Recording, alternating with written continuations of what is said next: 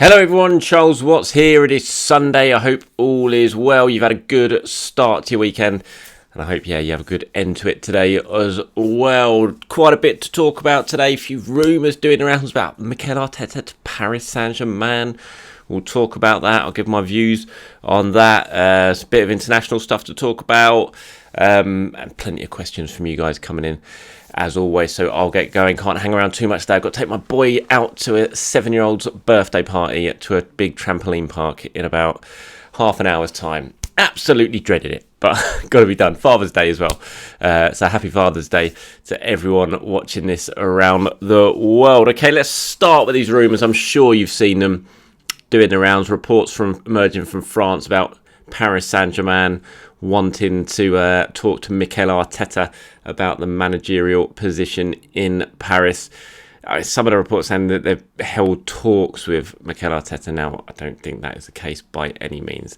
And I wouldn't be getting concerned about this story, put it that way. They might want to speak to Mikel Arteta, but look, he's got a contract till 2025. He's absolutely committed to Arsenal, and I'm sure you're always hesitant to say something absolutely for certain on these because you just end up looking really stupid because you never know what can happen in football. But I'm 99.99999% certain that Mikel Arteta will certainly be the Arsenal manager next season and he will not be in Paris. In fact, those reports as well even sort of suggested as well that Paris Saint-Germain's attempts to talk to Mikel Arteta didn't get that far.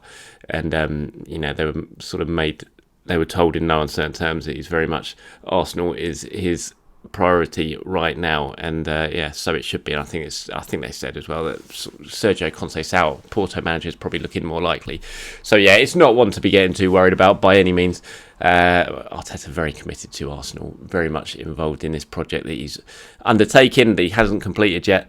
And I will eat this camera if Mikel Arteta ends up at Paris Saint-Germain this coming season, put it that way. In terms of transfer stuff, there's not too much going on. It's actually been quite a quiet 24 hours, which is pretty remarkable, really, because it doesn't tend to happen that way. It's always sort of stuff going on, but it's been a bit of a downtime. Internationals are going on, which might explain why. But none of the big deals that Arsenal are involved in at the moment have really moved forward. So we'll wait to see what happens. Kai Havertz, we know bid rejected. Arsenal expected to go back with a second bid very, very soon. Hasn't happened yet. Certainly by the time of recording this video, it hasn't happened yet. Same goes for Declan Rice. But again, second bid very much expected and expected to go in very, very soon to try and get these two big deals for Arsenal over the line. In terms of players going out, not really anything going on there at the moment. We'll have to wait and see. But it will happen. There'll be a lot of talks taking place for those to happen. There's been a few whispers again about Sambi Lokonga going to Burnley on loan for the season, which, as I've said in previous videos, just makes a lot of sense there. Stays in the Premier League, gets some game time under a manager who knows him well, who rates him highly. Lokonga knows company very, very well, will feel comfortable under him, will feel settled, will know what the manager wants from him. And that's what you want from Sammy. You want him to feel good about himself and so he can play well because he's a talented player. He's clearly a talented player. He just needs to come out of his shell a little bit, I think. And that's what, since he's arrived in England, I think he's almost, to me, he's given the impression of someone who's been a little bit startled. He's not really able to really express himself and show what he's really, really good at because I've said it before, in 2 years' time, I still don't really know what that is. He's a tidy player. He's good technically on the ball. He can pass. But I don't know if he's defensive. I don't know if he's offensive. He just hasn't really expressed himself and taken control of the game. He hasn't really shown that personality on the pitch. And whether that's because Arsenal it's just a move that's come a little bit too soon for him. It's too big a club for him to be able to do that. I don't know. But if he goes to Burnley, has a good season on loan under a manager who knows him very, very well, who he feels comfortable playing under, I think that could be a good move for him. So we'll wait and see if that happens. But there's been a lot of whispers for a long time about that happening now. So we'll wait and see if it does. Bit of international action yesterday. Brilliant win for Scotland. Kieran Tierney against Martin Odegaard's Norway. Norway seem to be cruising. Well, not cruising, but they seem to be heading for all 3 points in that game. 1-0 up with a couple of minutes remaining. Scotland somehow scored twice right at the end to nick it. Odegaard not very happy afterwards in his press conference, his comments to the media, saying that Scotland didn't deserve it, didn't really play much football.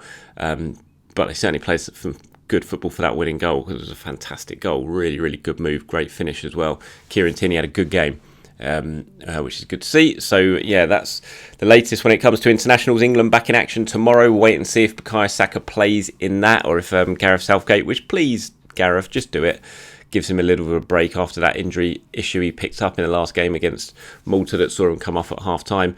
Back in England at the moment, playing against North Macedonia at Old Trafford tomorrow. So, feels like a game to rest Bukayo Saka. If there's any sort of injury issue, then you don't want to take any risks. So I would hope that Gareth Southgate and the medical team give him some time off, and then they can have a little bit of a break, and then it's back to pre-season. Not long at all now. It's going to go so quickly. We had the fixtures come out, and just in a couple of weeks' time, everyone's going to be back in pre-season, and it's certainly going to start feeling like the Premier League season is coming around very, very quickly indeed. Whether Arsenal have any new signings on board by the time pre-season starts, we shall have to wait and see. But I think, again, I remember sitting here last week and saying I'd be stunned if the Declan Rice story hadn't moved on in 7 days' time. Of course, it has moved on. We've had a bid going now, been rejected, but it has moved on. And I'll say it again, I'd be very surprised if I'm sitting here next Sunday and both Havertz and Rice hasn't moved on pretty significantly to try and get these deals done. I mean, Chelsea, we know there's this big date sort of hovering over Chelsea of June the 30th. That's the date that they need to try and make some player sales before that date, so that they can go on, that money brought in can go on to their club accounts for the year, and that will help them with their FFP issues that they're sort of trying to get round at the moment. Buying clubs be well aware of that, and you think the sort of closer you take it to that June 30th date, the better deal you could potentially get, because Chelsea will start to get worried as you get closer to 30, and I think, you know what, let's just accept 40 million instead of 50 million. Let's just get it done so we can get this transfer into the books on time. And I think if you're a buying club looking at that and you're dealing with Chelsea over potential players, that's got to be on your mind, you would think, like any would for any sort of business deal. So we'll wait and see if that does indeed make a bit of an impact when it comes to the players like Manchester United trying to sign Mason Mount, Arsenal trying to sign Kai Havertz. We shall wait and see. Okay, let's get to some of your questions, shall we? First one up is from Mikey, who says, "Hi Charles, what are your thoughts on us bringing in a more traditional number 9 this summer? If you look at Taremi from Porto, scored a lot of goals, Champions League experience, serial winner, only valued at 20 million euros. A player like that would be a great addition to the squad and could give Arteta more options off the bench. Have you heard of any rumours linking us with a new striker this summer? And do you think it is an area we should be looking to strengthen?" I don't think... I don't want to say for certain, but I kind of feel like, the Havertz thing, I think if Havertz arrives, I think that'll be your kind of number 9 backup option type player this summer. I don't think Arsenal are prioritising a central, an out-and-out central striker for this window. The priority is on strengthening other areas. I think potentially next summer would be the one that they might go into with a real priority on signing a central striker. Havertz, we know, can play as a number 9. I think if he does arrive, which seems to be heading towards that direction, then I think that'll be it for Mikel Arteta in terms of strengthening the forward areas, because you've got Jesus, you've got Nketiah, and then you have Havertz as well. Whether Havertz is being signed as an out-and-out number 9, as cover as number 9, I think we're all going to have to wait and see on that. I don't know. And, he can play in multiple positions across the front line. But, I'd be surprised, Mikey. I just feel like this summer there's other areas that are seen more as a priority for strengthening rather than the central striker position. But thank you very much for your question. Indeed, we'll move on to Abe Rooper 9985. Says, "I have a question for you about Eddie Nketiah. Eddie is very competent at taking chances in the box, but I feel he sometimes struggles to impose himself on a match. Arteta spoke about improving the players in our squad, and while Eddie isn't going to be Haaland, we saw the ruthless change in Saka and Martinelli over the past 12 months. I'd love to see Eddie be a force in matches instead of relying on situations. Do you think he can grow into a striker other teams fear? All the best." I think he can. I think he actually came on a lot in the last 12 months, Eddie. I think that running side he had, I think showed he's improved massively in terms of an all-round striker. He scored some important goals, definitely dried up a little bit, which was a bit of a shame. So after he sort of first came into that side, scored the goals, against West Ham, Man United, they did dry up, no doubt about it. But I thought he showed a lot he definitely improved quite a lot in terms of link-up play, being strong with his back to goal, being able to roll defenders. That's the sort of stuff I hadn't really seen from Nketiah before last season. So I think he really did improve. He definitely went up in his game level, I think, and he needs to do it again. He needs to go up and improve even more. If he wants to stick around and make it at Arsenal, he's got to show he's continuing to improve. I think he's definitely come on forward in the last 12 months, but he's going to need to take another step again if he really wants to make the grade at Arsenal, because he's got Gabriel Jesus, who's clearly ahead of him in the pecking order. If Kai Havertz come in, he could potentially be ahead of him in the pecking order, and so you've got to force your way in. You've got to make your mark, and he's a very determined person, Eddie Nketiah. He really does want to make it at Arsenal. I know that. And yeah, he's going to have to step up and show it. So I agree. I think I'd love him to be a bit more of a force in games and sort of take him by the scruff of the neck and really dominate defences. I think there's definitely been improvements in his game, quite big improvements in his game, but I think there's another level he can get to and he needs to get to if he really wants to make the grade at Arsenal. Okay, let's move on to one from James McCurry 250. Any word on Ruben Neves? He's been poor this term, but he's a good player for a long time and should be dirt cheap. I haven't heard anything on Neves for this summer. I have to say he was a player that Arsenal very, very much liked a couple of years ago. In fact, he was very close to signing for Arsenal a couple of years ago. Had Granit Xhaka gone to Roma that summer, where it looked like Xhaka was going to go to Roma, Mourinho was really pushing for him, but in the end, Arteta kept him. Arsenal didn't get a deal done with Roma. They didn't bid enough. Had Roma, put about 20-25 million on the table for Xhaka that summer and Arsenal accepted it, I think Ruben Neves would have arrived. But he didn't. Xhaka stayed, so Arsenal didn't need to sign Neves, and he stayed at Wolves. And he's still there, potentially could go this summer. We saw some of the interviews he did at the end of last season, hinting that it might be his final game, but I haven't heard anything, James, to suggest that this summer that he is going to be coming in. That could change. You never know. If Arsenal don't get the targets they want, he's certainly a good player who's known to be potentially on the market. But yeah, at the moment, I don't think there's anything in Neves potentially coming to Arsenal. Here we go. Another one from Deban, I think it is.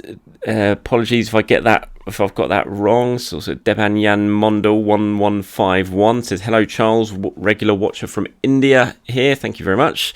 Doesn't Havertz link remind you of Odegaard transfer? Most sought after teenager to flop at Madrid. Fans were so vocal about how Buendia or Maddison would be a better signing than him. Same is happening with Havertz. He was one of the most coveted attackers at Leverkusen.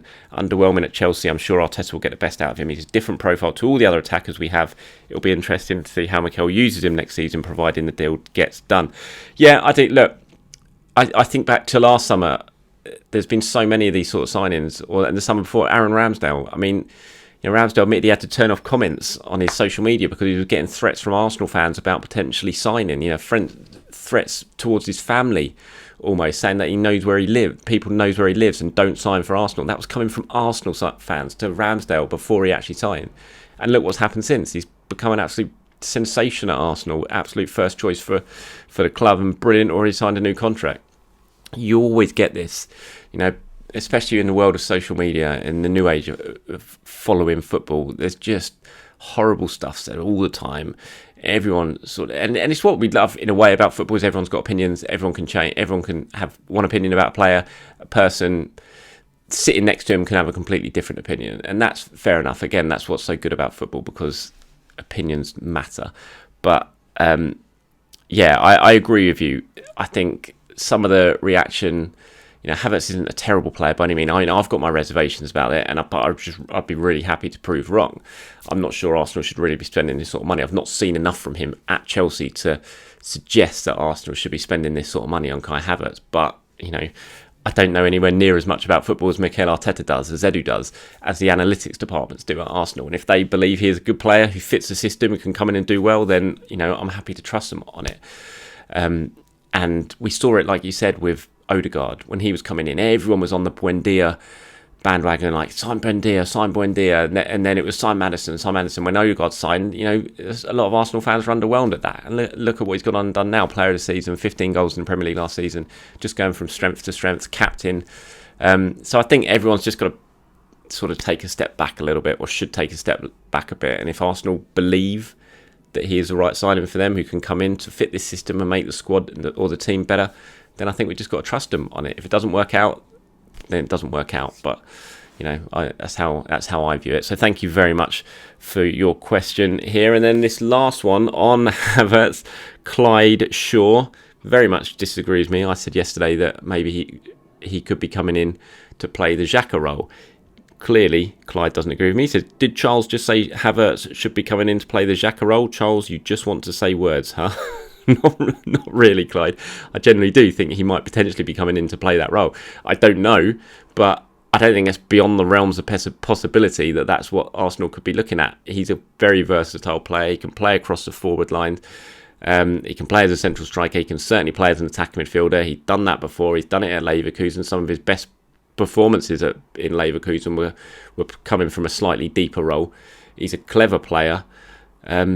So I don't think it's beyond the realms of possibility that could happen. You look at where Xhaka played, how high up the pitch he got. Havertz is left-footed like Xhaka. I'm not saying it's definitely going to happen, but I'm surprised you're that surprised that that's something that I think might happen. But again, I haven't watched Havertz religiously while he's been at Chelsea. I've only really watched him, whenever Chelsea have been on TV or when I've been watching Arsenal. But I don't think it's absolute madness to suggest that, but clearly you do. But let me know what you guys think about anything you've heard and seen on this video about Havertz, where he should play, about anything like that. Just get involved, get your questions in, leave them. I'll go through some of them again, and tomorrow's video we will get back to some good old-fashioned Arsenal debate. Thanks for watching, everyone. Please do enjoy the rest of your weekend, and I'll be back to talk tomorrow about all things Arsenal. Have a good one.